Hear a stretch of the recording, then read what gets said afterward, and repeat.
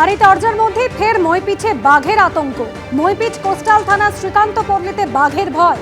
বাঁধ সংলগ্ন এলাকায় বাঘের ছাপ দেখার দাবি করছেন গ্রামবাসীরা। ঘটনাস্থলে পৌঁছেছে বন দপ্তর এবং পুলিশ।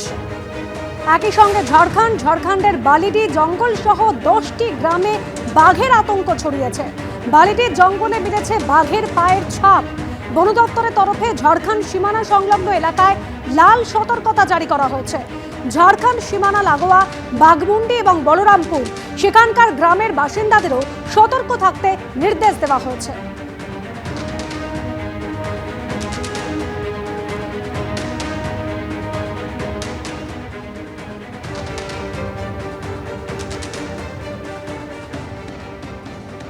ফের বাঘের আতঙ্ক। কুলতলির মইপিঠে বাঘের আতঙ্ক। মইপিঠ কোস্টাল থানার শ্রীকান্ত পল্লীতে বাঘের আতঙ্ক ছড়িয়েছে। একেবারে বাঁধ সংলগ্ন এলাকায় বাঘের পায়ের ছাপ দেখা গিয়েছে বলে গ্রামবাসীরা দাবি করছেন। ইতিমধ্যেই ঘটনাস্থলে বন দপ্তর এবং পুলিশ পৌঁছেছে।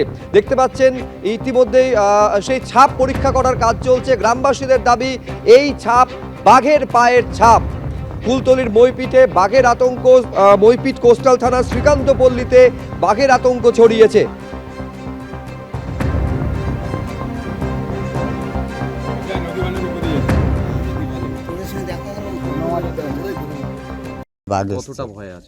অনেকখানি ভয়ে আছে।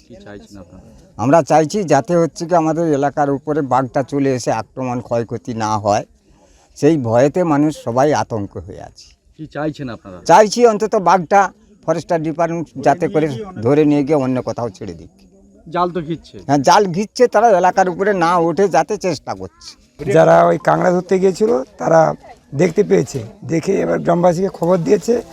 আমরা বর্তমানে এখন পুলিশ এবং ফরেস্টার এসছে, ওরা জাল ঘিরেছে এবং রাত্রে তো আমরা খুব চিন্তার মধ্যে আছি কি করবে না করবে।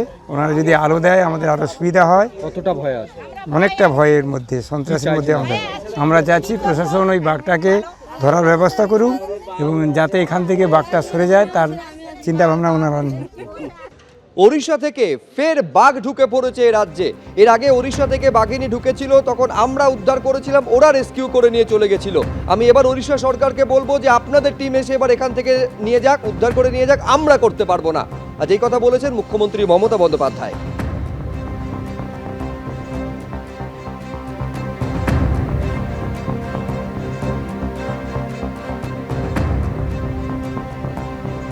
এই দেখুন না, একটা বাঘ 5টা জঙ্গল পেরোলো, 5টা জেলা, 5 দিন আতঙ্কে ছিল, স্কুলও বন্ধ ছিল।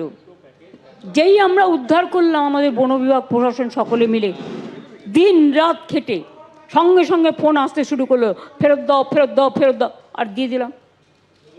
এবার আবার একটা চলে এসছে কাল। তো তোমরা তো টেক কেয়ার করবে তোমাদের ফরেস্টে। আবার যে বাঘ এসছে, আমি উড়িষ্যা গভর্নমেন্টকে বলবো সিএসের থ্রুতে যে উড়িষ্যা গভর্নমেন্টকে বলো রেস্কিউ অপারেশন করে নিয়ে যেতে। তোমাদের জায়গা না থাকলে আমাদের টাইগার রিসোর্ট সেন্টার আছে, রেস্কিউ সেন্টার আছে, আমাদের ডিপ ফরেস্ট আছে, আমরা রেখে দিচ্ছি। তোমাদের নিজেদের রাখবার জায়গা নেই, তোমরা বাঘটাকে নিয়ে গিয়ে জলের মধ্যে ছেড়ে দিলে। তো জল ফেরোতে কতক্ষণ? আবার একটা চলে এসছে। এটা কি হচ্ছে? আমি উড়িষ্যা গভর্নমেন্টকে দোষারোপ না করে অনুরোধ করব, please send your forest team and rescue your tiger.